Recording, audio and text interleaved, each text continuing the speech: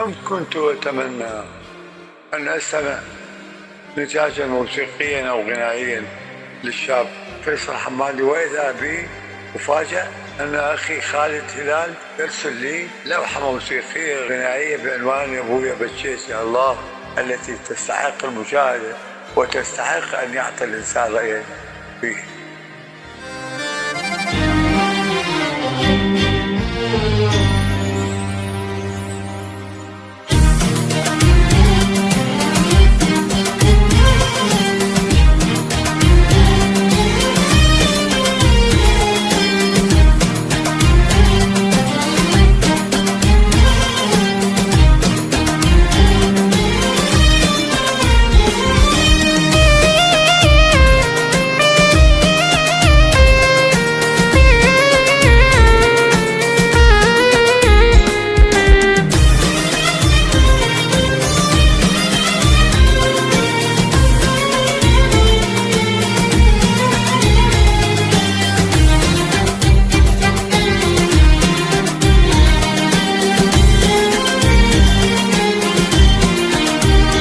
تعب قلبي برحيلك يا بعد بيتي، من عندي اختفى يا ابويا عافيتي.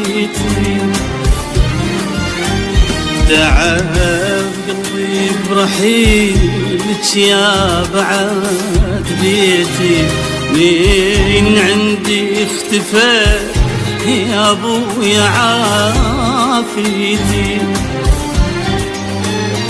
كنت ببيتنا شمعة وتضوي، ظلم الدار صارت يا ضوء العين.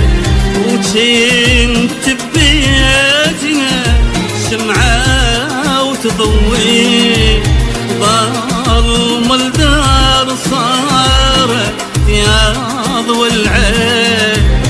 شمعين بغيابي، شمعين بغيابك بويا بكيتي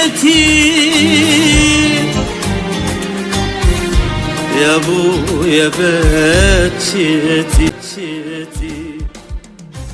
إنها رائعة من روائع الشباب الأكاديمي الذي يقدم هذه الإنتاجات في هذه المرحلة. لذلك أعتبر أنه فيصل حمادي في هذا العمل الغنائي حمل مرتقى ما كنت أتمنى أن أسمعه من الشباب الذي رافقني طيلة حياتي، فاروق هلال 2026.